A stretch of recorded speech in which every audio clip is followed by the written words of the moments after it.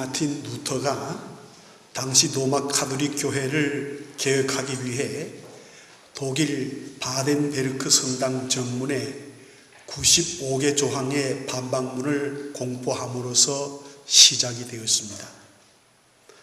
당시 중세 가톨릭의 잘못된 관행과 타락상을 구체적으로 밝히면서 회개와 개혁을 촉구했습니다. 그러나 당시 가톨릭 교회는 이를 정면으로 부정했고 오히려 개혁을 요구하는 신부들을 정죄하며 처형하였습니다. 결국 교회의 거룩성을 회복하고자 애쓴 사람들은 가톨릭 교회를 떠나 건강한 교회를 추구하게 되었고, 하나님은 이들을 통하여 새로운 교회를 만들어 주셨습니다. 이렇게 세워진 교회가 바로 오늘 우리 개신교인 기독교입니다. 그러나 안타깝게도 종교개혁이 일어난 지 497년이 지난 오늘 한국교회 안에서는 안팎으로 다시금 개혁이 필요하다는 목소리가 지금 울려 퍼지고 있습니다. 그렇다면 우리가 어떻게 할 때 하나님이 원하시는 건강한 교회를 만들 수 있을까요? 종교개혁이라는 거창한 용어를 사용하지 않아도 교회 개혁은 어느 시대나 언제든지 끊임없이 진행되고 있는 것입니다. 왜냐하면 타락한 인간이 스스로 온전한 교회를 이 땅에 이룰 수가 없기 때문입니다. 그러기에 하나님께서는 때를 따라서 계속해서 교회를 개혁하고 있습니다. 이러한 교회 개혁의 역사는 구약 시대에도 있었습니다. 그 대표적인 예가 바로 오늘 우리가 함께 읽은 본문의 말씀입니다. 주경 620년경 남유다의 16대 왕이었던 요시야가 나라를 다스리는 시기는 그야말로 영적인 암흑기였습니다. 어느 날 요시야 왕은 전국에 흩어져 있는 종교 시설들을 시찰하게 되었습니다. 이스라엘 백성들은 그 당시 산 좋고 물 좋은 곳을 찾아서 그곳에 산당들을 세워놓고 제사를 지내고 있었습니다. 하지만 그 산당들은 모두가 하나님이 아닌 이방 신에게 제사를 지내는 곳이었습니다. 그렇게 전국 각지에 흩어져 있는 종교 시설들을 시찰한 후 요시야 왕은 마지막으로 예루살렘 성전을 둘러보았습니다. 성전으로 들어가는 길에 너무나도 허름하여 거의 쓰러지기 직전처럼 보이는 오막살이 같은 집이 보였습니다. 요시야 왕은 저 건물이 성전 길목에 있는 것이 부적절하다고 생각이 되어서 대제사장인 hil기야를 불러서 물어봅니다. 왜 저 건물을 허물지 않고 두었는가? 네, 저 건물은 허물 수가 없습니다. 왜 허물 수가 없단 말인가? 네, 저 건물은 하나님을 예배하는 성전이기 때문입니다. 대제사장 hil기야의 말을 듣는 순간 요시야 왕은 깜짝 놀랐습니다. 망치로 뒷머리를 한 대 세게 얻어맞을 것 같은 그런 충격을 받았습니다. 그래서 말에서 내려 그 건물 가까이 가보니 벽에는 금이 갔고 기둥 몇 개는 이미 기울어져 있었습니다. 건물 안으로 들어가 보니 먼지와 거미줄이 가득하고 성전에서 사용되던 각종 기구들이 여기저기 널브러져 있었습니다. 요시야 왕은 매우 괴로운 심정을 가지고 자기의 왕궁으로 돌아왔습니다. 그날 밤 요시야 왕은 잠을 청할 수 없었습니다. 쓰러져가는 성전이 눈앞에 아른거려 도무지 잠을 이룰 수가 없었습니다.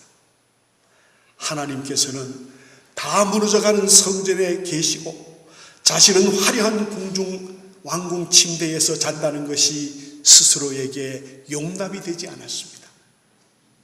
다음 날 요시야 왕은 서기관 사반을 부릅니다. 그리고는 그에게 대제사장 hil기야를 도와서 성전을 다시 복원하라고 명령합니다. 백성들이 내는 성전세 전액을 들여서 성전을 복원하고 그 사용에 대해서는 감사도 하지 말라고 이야기하며 성전 복원에 대한 강한 의지를 요시야 왕이 보였습니다. 이것이 의미하는 것이 무엇입니까? 궁중 대신들은 재정에 개입하지 말며 산당으로 흘러들어가는 모든 재정을 막고 오직 예루살렘 성전 복원에만 힘을 쏟으라는 의미가 그 속에 있습니다. 과연 이러한 요시야 왕의 성전 복원 계획이 잘 이루어질 수 있겠습니까?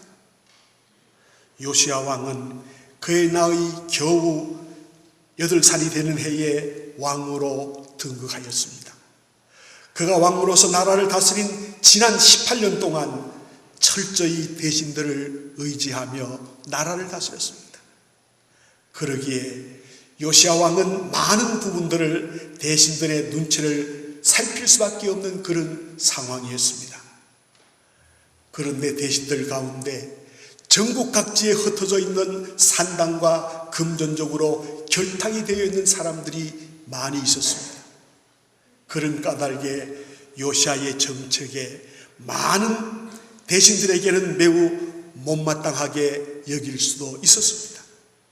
그런 까닭에 이 요시야의 정책에 많은 대신들이 아마 요시야 왕을 향하여 반격을 가할 수도 있는 것입니다. 이제 그의 나이 26세인 어린 요시야 왕은 결단하고 명령을 내리긴 하였지만은 한편으로는 그의 마음에 두려움이 생겼습니다.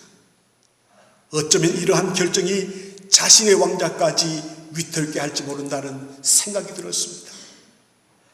그렇다면 왜 우리 하나님은 요시야 왕에게 성전 수리를 맡기신 것입니까? 성전을 산당보다 아름답게 꾸미기 위함이었습니까? 아니면 산당으로 흘러 들어가는 재정이 아까워서 그런 것입니까? 그렇지 않으면 대제사장 hil기야에게 힘을 실어주기 위한 것입니까? 그런 것은 아닙니다. 성전 복원을 통해서 하나님이 원하고 계시는 것은 이스라엘의 기초를 새롭게 하는 것이었습니다. 기초가 잘못된 기반을 허물고 다시금 새로운 기초를 세우려는 것이 하나님의 깊은 의도였습니다. 그렇다면 새로운 기초가 무엇입니까? 그것은 바로 하나님의 말씀입니다. 사람의 모든 기초는 오직 하나님의 말씀이어야 하는 것입니다. 성전도 국가도 가정도 인생도 오직 하나님의 말씀으로 기초를 삼아야 합니다. 다시 말해서 하나님의 말씀만이 우리 인생의 절대 기반이 되어야 한다는 말씀입니다. 하나님의 말씀 외에 그 어떤 것도 우리의 절대 기반이 될 수 없습니다. 사랑하는 성도 여러분, 하나님의 말씀 위에 서 있으면 우리 인생은 견고해지지만은, 단단해지지만은, 하나님의 말씀 위에 서 있지 않으면 우리 인생은 와르르 무너지고 마는 것입니다. 그렇다면 하나님께서는 어떻게 이스라엘을 새롭게 기초 위에 올려놓으십니까? 하나님은 성전 수리라는 명분을 통하여 사람들을 성전 깊숙한 곳으로 이끄셨습니다. 그리고 그 성전 깊은 곳에서 하나의 이상한 상자를 보게 됩니다. 그것은 바로 모세의 율법이 기록된 두루마리 성경책이었습니다. 하나님께서는 이러한 방법을 통하여 이 율법책을 대제사장 hil기야 손에 안전하게 넘겨주셨던 것입니다. hil기야는 자신이 대제사장이었음에도 불구하고 이 율법책을 말로만 전해 들었습니다. 그는 감격 가운데 율법책을 꼼꼼히 읽어 내려갔습니다. 그리고는 생생한 하나님을 그 율법책을 통해서 하나님의 음성을 듣게 되었습니다. 고대어 힐기야는 그 율법책을 서기관 사반을 통해서 요시야 왕에게 전달을 합니다. 왕은 하나님의 말씀이 기록된 그 두루마리 성경을 읽도록 지시합니다. 신명기의 말씀이 선포되는 순간 요시야 왕은 두려운 마음에 자리에 앉아 있을 수가 없었습니다. 그 말씀의 내용이 이렇습니다. 내가 내 하나님 여호와의 말씀을 청종하지 아니하고 내게 명하는 그의 명령과 규례를 지키지 아니하므로 이 모든 저주가 내게 와서 너를 따르고 내게 이르러 마침내 너를 멸하리니 이 모든 저주가 너와 내 자손에게 영원히 있어서 표징과 훈계가 되리라. 요시야 왕은 이 말씀 앞에 엎드려 뜨거운 눈물로 하나님께 회개합니다. 도저히 감당할 수 없는 마음에 그는 옷을 찢으며 통곡합니다. 하나님, 우리가 하나님의 말씀을 떠났습니다.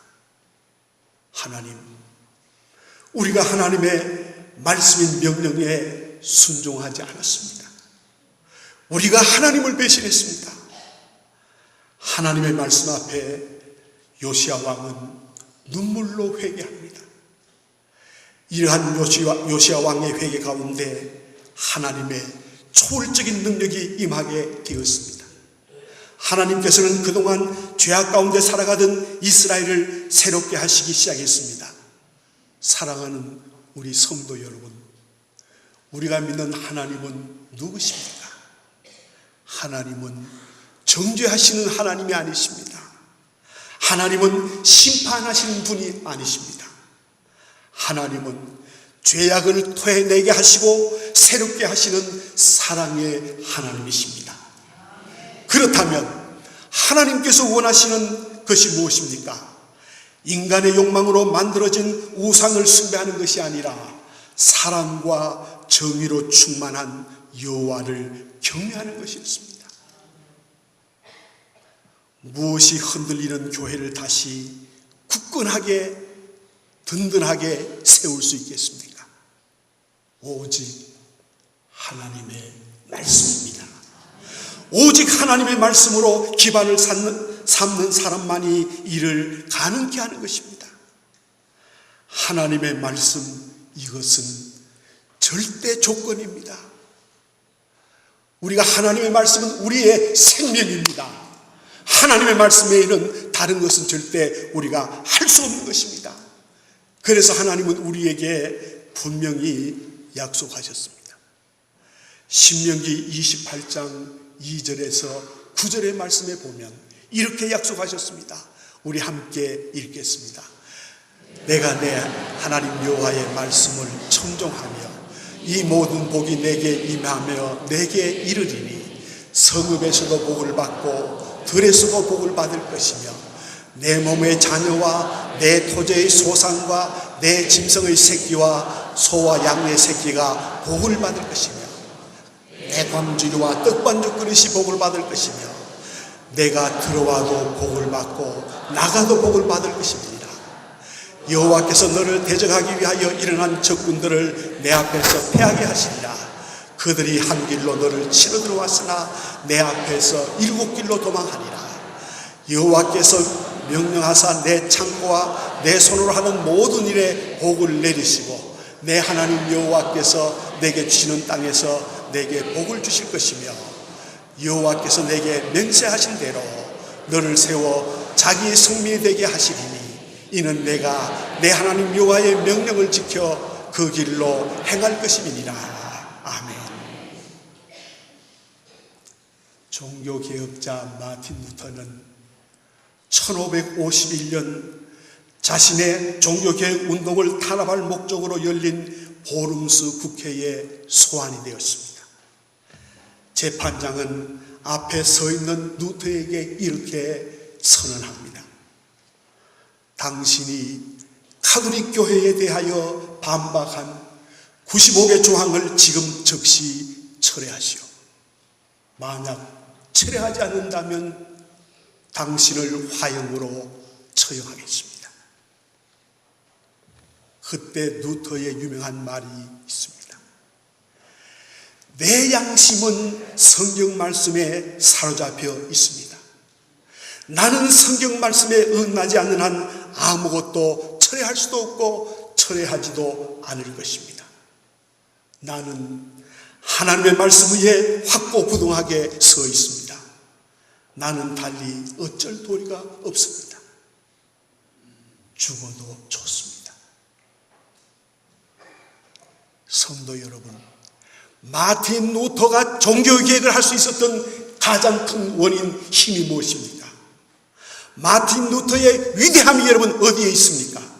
바로 하나님의 말씀입니다.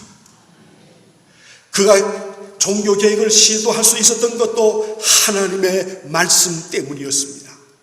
그가 죽음의 위협 앞에서도 용기를 가질 수 있었던 것도 역시 하나님의 말씀 때문이었습니다.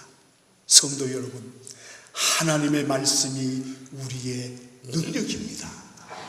하나님의 말씀이 우리의 힘이 되는 것입니다. 마틴 루터는 말씀을 붙잡고 새로운 힘을 가지고 종교개혁을 일으킨 것입니다. 종교개혁자들의 관심은 어디에 있습니까? 종교 권력이나 사람들에게 인기를 얻기 위해서입니까? 아닙니다. 종교개혁자들의 관심은 오직 하나님의 말씀이었고 하나님의 은혜에 있었고 하나님에 대한 믿음에 있었습니다. 그래서 그들은 오직 믿음, 오직 은혜, 오직 성경에 목숨을 걸었던 것입니다. 우리 기독교의 위대한 힘은 하나님의 말씀인 것을 믿으시는 분은 아멘으로 하나님 앞에 영광을 돌리십시다. 우리 기독교는 하나님의 말씀에 근거하는 거예요. 하나님의 말씀을 떠난 것은 기독교가 아닙니다. 아무리 큰 능력이 나타나고 아무리 웅장하고 커도 하나님의 말씀에 기반이 되어 있지만 않으면 그것은 교회가 아닌 것입니다. 거기에는 하나님의 역사가 결단코 일어날 수가 없습니다. 사랑하는 성도 여러분, 여러분에게 지금 필요한 변화, 필요한 개혁이 무엇입니까? 그러한 변화에는 반드시 고통이 수반되는 것입니다. 하지만 그 고난과 역경을 이겨내는 사람만이 변화의 참다운 기쁨을 만끽할 수 있는 것입니다. 리더십의 대가인 월렌 베니스라는 분은 그의 책에서 이렇게 말합니다. 자기 경영을 할 줄 모르는 리더는 무면허 의사와 같다. 그래서 많은 사람들을 엉망으로 만든다. 그렇습니다. 자기 자신의 경영을 할 줄 모르는 리더, 그런 지도자는 자기 한 사람만 망하는 것이 아니라 주변의 많은 사람들까지도 함께 망하게 하는 것입니다. 그렇다면 저와 여러분은 어떻게 해야 되겠습니까? 변화를 포기한 채 그냥 그 자리에 안주하시겠습니까? 오늘은 497년 전 마틴 루터가 종교개혁을 한 종교개혁 기념주일입니다. 루터는 가톨릭 사제로서 수도원에서 살았습니다. 수도원에서 생활하던 루터가 무슨 죄를 그렇게 많이 지었겠습니까? 그러나 루터는 언제나 자기 자신의 죄의 무게 때문에 늘 자유함을 얻지 못하고 살았습니다. 그래서 하루에도 20번 이상 고해 성사를 했습니다. 그리고 로마 대성당 계단을 무릎으로 기어오르는 고행도 실행해 보았습니다. 그런데도 그를 괴롭히는 죄의 문제는 해결되지 않았습니다. 계속해서 괴로웠습니다. 그러던 어느 날 루터에게 하나님의 음성이 들려왔습니다. 루터야, 의인은 믿음으로 말미암아 살리라. 믿음으로 말미암아 살리라는 음성을 듣게 되었습니다.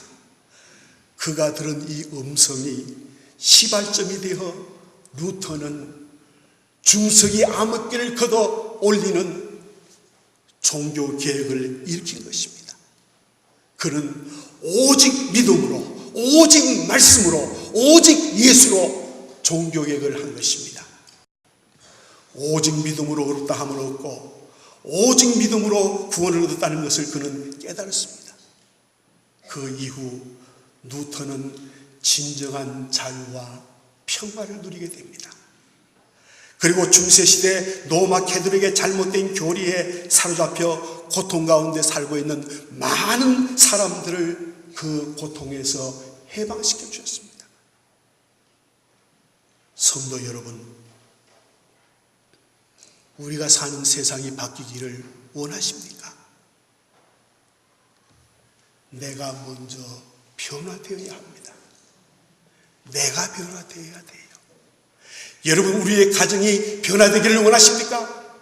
내가 변화되어야 돼요. 내 옆에 있는 남편이 변화되는 것이 아니라 내가 먼저 변화되면 남편이 변화되게 있는 것입니다. 가정이 변화되고, 가정이 변화되면 교회가 변화되고, 교회가 변화되면 이 민족이 변화되고, 이 민족의 살 길이 열려지게 되는 것입니다. 종교개혁주의를 맞이해서 여러분 결단하십시다. 나 자신이 하나님의 말씀으로 변화되게 하여 주옵소서. 그냥 한 곳에 머물러 안주하지 말게 도와 주옵소서. 그저 편안한 이 생활이 좋다고 주저앉지 말게 도와주시고, 새로운 개혁, 새로운 내 생애의 변화가 일어나게 되면 가정이 바뀌어집니다. 사회가 바뀌어집니다. 교회가 바뀌어집니다. 나라가 바뀌어집니다. 여러분, 지금 우리가 살고 있는 나라는 아침에 눈만 뜨면 사건이 일어나고 있습니다. 왜 사건이 그렇게 많습니까? 왜 이 대한민국이 이렇게 되어가고 있습니까? 하나입니다. 변화되지 못했기 때문에, 말씀으로 서지 못했기 때문에 이 나라가 이렇게 되는 거예요. 우리 기독교인들이 정신을 차려야 합니다. 우리 서문의 모든 성도들이 변화되면 청주는 변화되게 되어 있습니다. 예수님은 12명의 제자를 통해서 세계를 변화시켰어요. 그래서 2000년 내려오는 동안 세계에는 35억 내지 40억의 인구가 지금 하나님을 믿고 있지 않습니까? 근데 12명의 제자를 통해서 변화시켰는데 서문교에 앉은 우리, 이부에 앉은 우리 성도들이 변화되면 왜 청주를 변화시키지 못하겠습니까? 왜 충북을 변화시키지 못하겠습니까? 왜 대한민국을, 세계를 변화시키지 못하겠습니까? 중요한 것은 내가 변화되고 개혁될 때 이 문제는 이루어진다는 사실을 마음에 새기시면서